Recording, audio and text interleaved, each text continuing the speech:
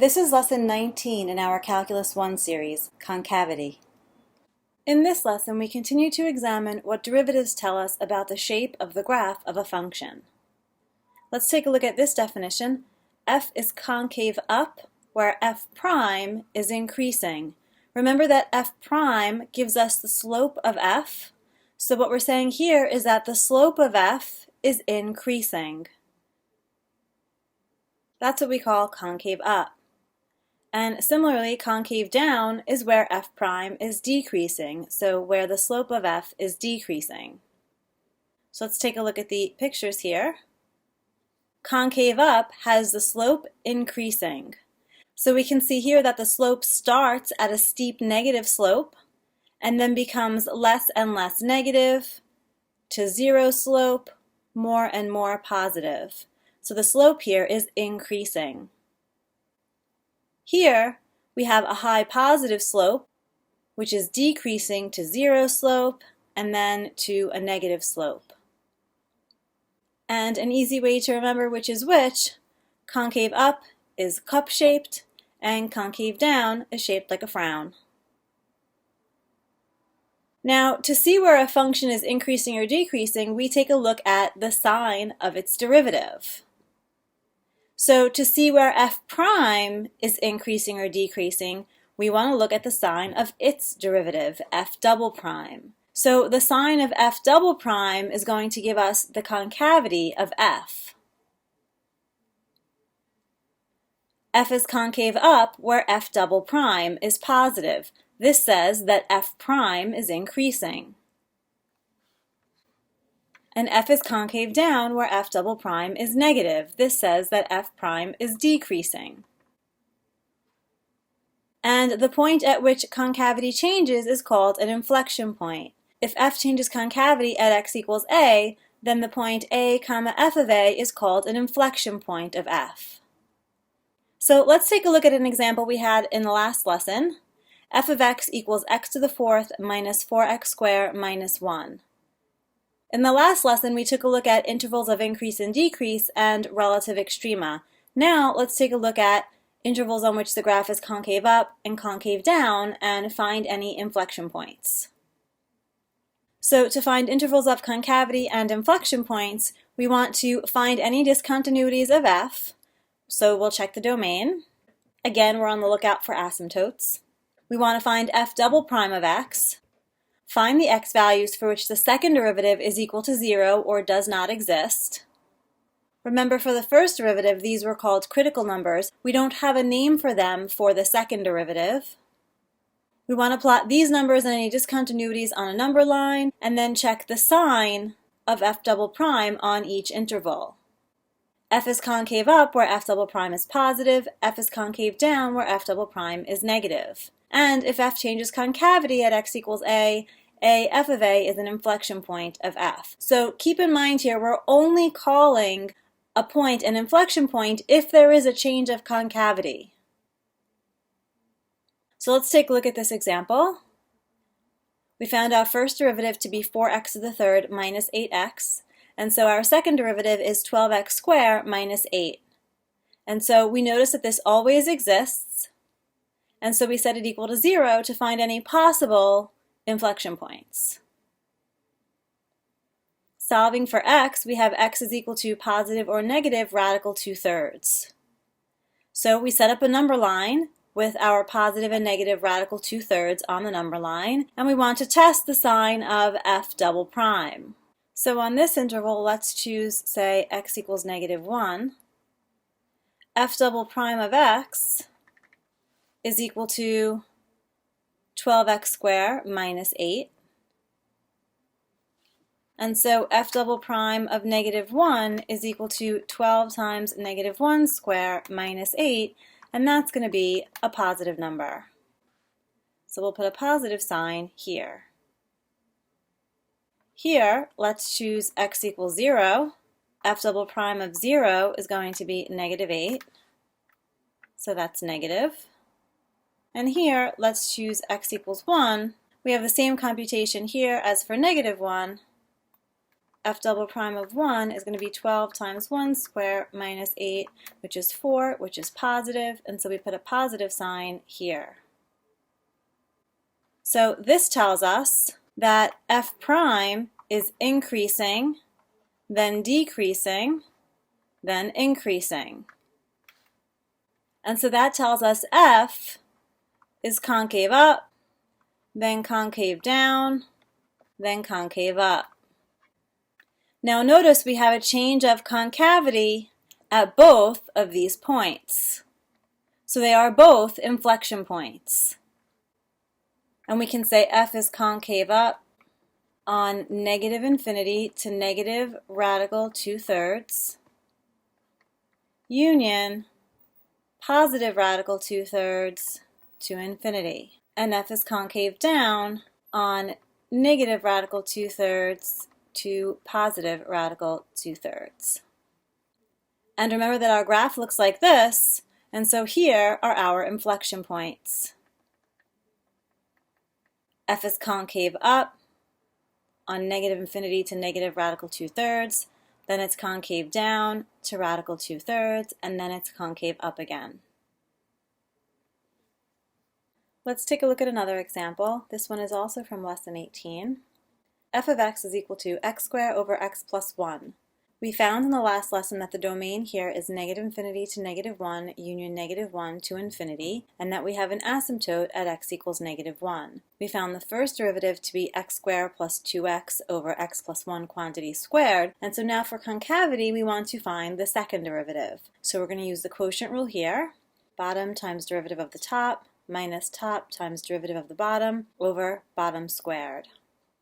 Remember that we're going to be seeing where this does not exist and also where it is equal to 0. So we're definitely going to want to set the numerator equal to 0, and factoring usually helps us solve. But here we also notice that we have a factor of x plus 1 in both terms in the numerator that can cancel with 1 in the denominator. So now we're here, and since the powers are all quite low, it's easiest to multiply out and simplify that way. So we multiply out here, as well as here, and we simplify, and we're left with just a 2 in the numerator. So we have 2 over x plus 1 to the third, and we realize this does not exist at x equals negative 1, and that's an asymptote. We found that already. And this can never equal 0. So the only number that needs to go on our number line is the asymptote at x equals negative 1. So we're here. And so here, let's take x equals negative 2. F double prime of negative 2 is going to be 2 over negative 2 plus 1 quantity to the third. That's 2 over negative 1 to the third, and that's going to be negative. Here, let's take, say, x equals 0. F double prime of 0 is 2 over 0 plus 1 to the third, and that is going to be positive. So this tells us that f prime is decreasing and then increasing. And that f is concave down before the asymptote and concave up after the asymptote. And if you recall, our graph looks like this. Here we have no inflection points. Let's take a look at another. Find the intervals of concavity and inflection points for f of x equals cosine square x minus 2 sine x over the interval x between 0 and 2 pi. So if we're looking for concavity and inflection points, we want the second derivative. So we'll start by taking the first derivative. So the 2 comes down, we have 2 cosine x times negative sine x minus a 2 cosine x. So we have negative 2 sine x cosine x minus 2 cosine x. And you could either factor from here and then continue, or you can simply just take the derivative from here. I took the derivative straight from here, and notice I left my negative 2 on the outside, and I used the product rule on the inside of those parentheses. So I was using the product rule just on sine x cosine x. So I had derivative of the first times the second plus first times derivative of the second. Then here we have a negative 2 times a negative sine x. So multiplying through the negative 2, we have negative 2 cosine square x. Then we have negative 2 times negative, that's a positive 2 sine square x, plus 2 sine x. And the first thing we notice is that this exists for all x in the given interval 0 to 2 pi. And so we need to set this equal to 0. Now, how are we going to solve this equal to 0 if we have both sines and cosines involved? The best way to do it is to replace this cosine square x with a 1 minus sine square x. So everything will be in terms of sine x. So we replace the cosine square x with 1 minus sine square x, and so we're here. Distribute through the negative 2. Combine like terms. And we could divide by a factor of 2 here to simplify even further. And now we have a quadratic in sine x. And so now we factor, and we have 2 sine x minus 1 multiplied by sine x plus 1. And that product is equal to 0. So either 2 sine x minus 1 is equal to 0, or sine x plus 1 is equal to 0. On this side, we have sine x is equal to negative 1. And we know that the only solution in 0 to pi is when x is equal to 3 pi over 2. Think about your sine graph here. Here we have sine x equals 1/2. And we know that x equals pi over 6 is a solution, but we need to check the other quadrants because there is going to be another solution in one of the other quadrants. So how can we tell where the other solution is going to be? Well, we treat x equals pi over 6 as a reference angle. Draw that up in each quadrant. Here, that's pi over 6. Here, that's 5 pi over 6. Here, it's 7 pi over 6. And here, 11 pi over 6. And now, which quadrants have sine a positive value? That happens in quadrants 1 and 2. So the other solution is x equals 5 pi over 6. So we have 3 solutions here that are potential inflection points. We still have to test them on the number line. We have x equals pi over 6, x equals 5 pi over 6, and x equals 3 pi over 2. These are the points at which the second derivative is equal to 0, and so these go on our number line. And notice we're on a restricted domain here from 0 to 2 pi, so I'm putting a 0 here and a 2 pi here instead of arrows on the number line. So now we need to test the sign of f double prime in each interval. And to do that, I'm going to use the factored form of f double prime. Now, to choose a point in the interval 0 to pi over 6, we can choose something like x equals pi over 8, but notice there's not going to be a convenient x value for which we know the sine values to make these computations. But that's okay, we can use our sine graph and figure out for x equals pi over 8 if these values are positive or negative. So let's take a look at our sine graph. We know that at pi over 6, sine of pi over 6 is 1/2. So at pi over 8, we know sine value is less than 1/2. So for f double prime of pi over 8, we have 2 times, we have this value less than 1 minus 1, so this is going to be a negative. And then here we have a positive value plus 1, so that's going to be positive. So this is going to be negative. And f double prime is negative on this interval. Now between pi over 6 and 5 pi over 6, we could choose, for example, x equals pi over 2. F double prime of pi over 2 is going to be 2 times 1 minus 1, 1 plus 1. So this is going to be 2 times a positive, that's all positive. Between 5 pi over 6 and 3 pi over 2, we can choose x equals pi. F double prime of pi is going to be 2 times 0 minus 1 times 0 plus 1. That's going to be negative. And between 3 pi over 2 and 2 pi, we can choose, say, 11 pi over 6. Right, that's this angle. And we know that sine of 11 pi over 6 is going to be negative of the sine of pi over 6, so that's going to be negative 1/2. So f double prime of 11 pi over 6 is going to be 2 times negative 1/2 minus 1 times negative 1/2 plus 1. So this is going to be 2 times a negative times a positive, and that's going to be negative. Okay, so what does this say about f prime? This says that f prime is decreasing, increasing, decreasing, and decreasing. And it says that f is concave down, then concave up, then concave down, and still concave down. So we're going to have an inflection point at pi over 6. We're going to have another inflection point at 5 pi over 6, and no change in concavity at 3 pi over 2. So let's take a look at the graph here. So here's pi over 6. Here's our first inflection point. Here's 5 pi over 6.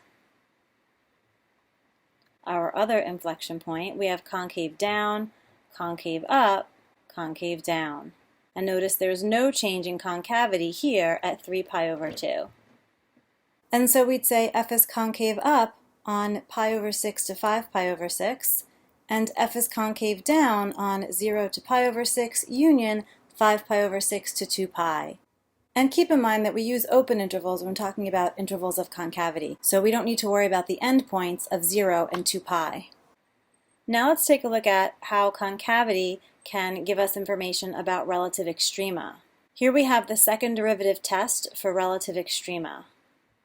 It says, suppose f double prime is continuous near x equals c. If f prime of c is equal to 0, meaning the slope of f is equal to 0, and f double prime of c is negative, meaning f is concave down at that point, then there is a relative max at x equals c. So what we're saying is that the slope of f is equal to 0 at x equals c, and f is concave down at that point. So it must be that we have this kind of situation, and that we have a relative max. Slope is 0, and f is concave down. Similarly, if the slope is equal to 0 and f double prime is positive, meaning f is concave up, there is a relative minimum at x equals c. So we have slope is equal to 0 and f is concave up at x equals c. So we have a relative minimum. So this is what the second derivative test tells us, and it's about relative extrema. It uses concavity to give us information about relative extrema. So now let's take another look at f of x equals x to the fourth minus 4x squared minus 1. We looked at this problem earlier and talked about concavity, and we also saw it in lesson 18 and talked about relative extrema. Now let's use the second derivative test to find any relative extrema. So what we need to do to use the second derivative test is to find any x values where the derivative is equal to 0, and then find the sign of f double prime at these x values. So keep in mind that the second derivative test is only really useful when all the critical numbers have f prime equaling 0, and that the second derivative at those points is not 0. Because remember, the second derivative test only gives us information for when f prime of c is equal to 0 and f double prime is either negative or positive.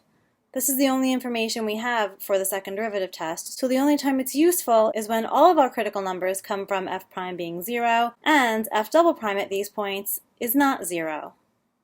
So we have that in this case because we have our first derivative equal to 4x to the third minus 8x. Factoring and solving for x, we have x equals 0 and x equals positive and negative radical 2. These are the only critical numbers because f prime of x always exists. And so we know that f prime is equal to 0 at these three x values, and so we want to find f double prime and plug these x values into f double prime so we can see the sign. So f double prime is 12x squared minus 8.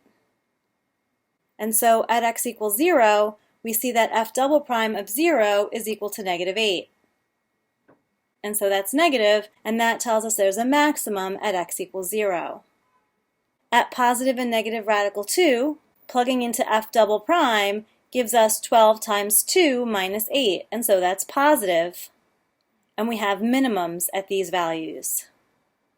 And so this is the same information we got from the first derivative test that we used in lesson 18. And we'll see a little bit more of this second derivative test when we talk about optimization in one of the coming lessons. Now, let's take a look at what happens with the second derivative test when f double prime is equal to 0. In the examples below, we have one example where f double prime of c is equal to 0 and there's no relative extrema. And we have another with f double prime of c equaling 0 and a relative minimum. So let's first take a look at f of x equals x to the third. We know that f prime is equal to 3x squared, and so x equals 0 is the only critical number. But when we plug it into the second derivative, 6x, we get 0. So we can't use the second derivative test. We would have to go back and use the first derivative test, the methods that we learned in lesson 18. And we notice here that for this graph, we have no relative extrema. There's just a point of 0 slope, and then the graph continues to increase. But take a look at f of x equals x to the fourth. First derivative is 4x to the third. Setting that equal to 0 gives us again x equals 0 as our only critical number. Plugging that into the second derivative, which is 12x squared, we get f double prime is equal to 0, and so we can't use the second derivative test. We would have to go to the first derivative test. But note, by looking at the graph of x to the fourth, we have a minimum at x equals 0. So just keep in mind that if f double prime of your critical number is equal to 0, you just can't use the second derivative test. You'll have to go back and use the first derivative test for relative extrema. So here we talked about the concavity of a function, which comes from looking at its second derivative. And in the next lesson, we're going to put it all together and sketch the graphs of functions using relative extrema, inflection points, intercepts, and asymptotes.